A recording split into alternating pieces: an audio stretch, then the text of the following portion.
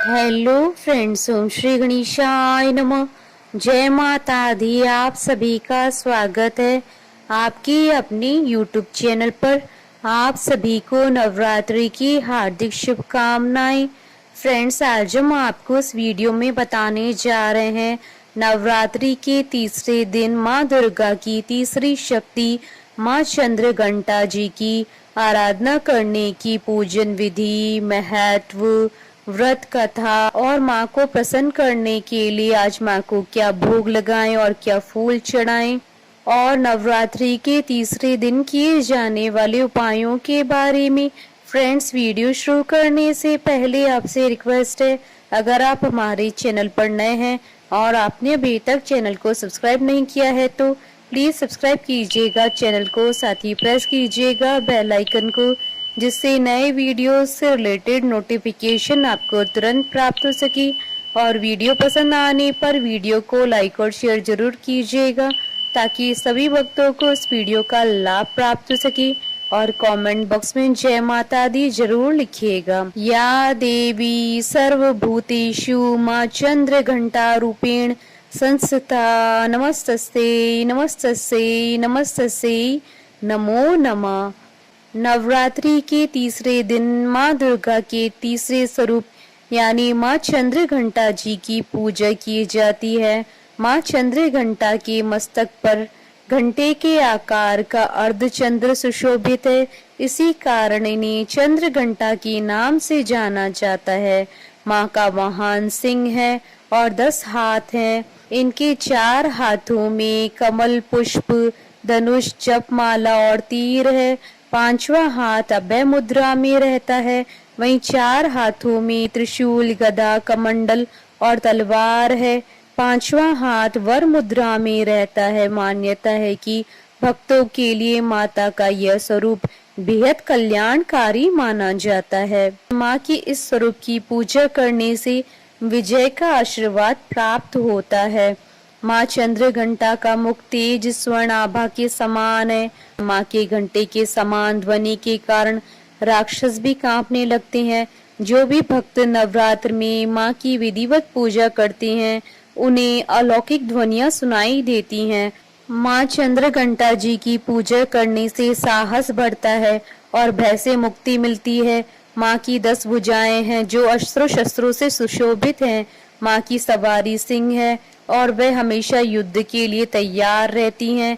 तंत्र साधना में माँ का यह स्वरूप मणिपुर चक्र को जागृत करता है। चंद्र घंटा माता हमेशा दुष्टों का संहार करने के लिए तैयार रहती हैं। माँ चंद्र घंटा जी की पूजा करने से मंगल ग्रह के दोषों से मुक्ति मिलती है, इसलिए नवरात्र में तीसरे दिन माँ चंद्र घंटा की पूजा करनी चाहिए।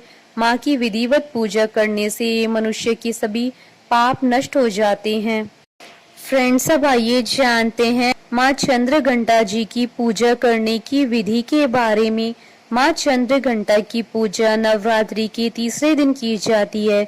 इस दिन साधक को ब्रह्म मुहूर्त में उठकर स्नान करने के बाद स्वच्छ वस्त्र धारण करने चाहिए। इसके बाद एक साफ चौकी लेकर उस पर गंगा जल छिड़कें और उस पर कोरा वस्त्र बिछाएं। वस्त्र बिछाने के बाद माँ चंद्र घंटा जी की मूर्ति या तस्वीर स्थापित करें। इसके बाद माँ चंद्र घंटा का रोली से तिलक करें और उन्हें चमेली से बने फूलों की माला पहनाएं और चमेली के ही फूल अर्पित करें। माता को पुष्प अर्पित करने के बाद वस्त्र, सौभाग्य सूत्र, चंदन, रोली, हल्दी, सिंदूर, बिलपत्र, आभूषण, पुष्पहार, सुगंधित द्रव्य, धूप, दीप, नैवेद्य, फल, पान आदि अर्पित करें। इसके बाद धूप व दीप जलाएं और ऐं श्रीं शक्ति नमः मंत्र का जाप करते हुए पुष्प अर्पित करें और माँ की विधिवत पूजा करें। विधिवत पूजा करने के बाद उनकी कथा पढ़ें या सुनें। यदि संभव हो तो इस दिन दुर्गा सप्तशती का पाठ भी करें और उसके बाद माँ चंद्र घंटा की कपूर से आरती उतारें। इसके बाद माँ चंद्र घंटा को दूध से बनी मिठाई का भोग लगाएं और इसके साथ सेव और गुड़ का भी भोग लगाएं। अंत में माँ से पूजा में हुई किसी भी गलती के लिए क्षमा याचना करें। माता को भोग लगाने के बाद बची हुई मिठाई को प्रसाद के रूप में बांट दें और स्वयं भी ग्रहण करें। फ्रेंड्स, अब आइए जानते हैं नवरात्रि के तीसरे दिन किए जाने वाले उपायों के बारे में। नवरात्रि के तीसरे दिन कन्याओं को खीर, हलवा या स्वादिष्ट मिठाई भेंट की जाए तो माँ बेहद प्रसन्न हो जाती हैं। आज के दिन माँ चंद्रघंटा को प्रसाद के रूप में गाय के दूध से बनी हुई खीर का भोग लगाया जाता है। ऐसा करने से व्यक्ति हर बाधा से मुक्त हो जाता है। साथ ही आज के दिन माँ को शहद और मावे से बनी मिठाई का भी भोग लगाएं। इससे भी माँ शीघ्र ही प्रसन्न होती हैं और भक्तों की सभी मनोकामनाएं शीघ्र ही पूर्ण करती हैं। फ्रेंड्स, अब आइए प्रारंभ करें माँ चंद्रघंटा की कथा। एक बार महिषासुर नाम के एक राक्षस ने स्वर्गलोक पर आक्रमण कर दिया। उसने देवराज इंद्र को युद्ध में हराकर स्वर्गलोक पर विजय प्राप्त कर ली और स्वर्गलोक पर राज करने लगा।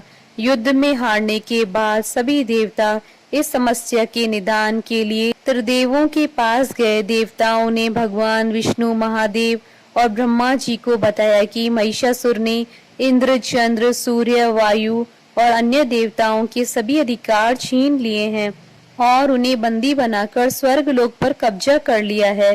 देवताओं ने बताया कि महिषासुर के अत्याचार के कारण देवताओं को धरती पर निवास करना पड़ रहा है। देवताओं की बात सुनकर त्रिदेवों को अत्यधिक क्रोध आ गया और उनके मुख से ऊर्जा उत्पन्न होने लगी। इसके बाद ये ऊर्जा 10 दिशाओं में जाकर फैल गई। उसी समय वहां पर एक देवी ने अवतार लिया। भगवान शिव जी ने देवी को त्रिशूल, विष्णु जी ने चक्र दिया। इसी तरह अन्य देवताओं ने भी माँ को अस्त्र शस्त्र प्रदान किए। इंद्र ने माँ को अपना वज्र और घंटा प्रदान किया। भगवान सूर्य ने माँ को तेज और तलवार दिए।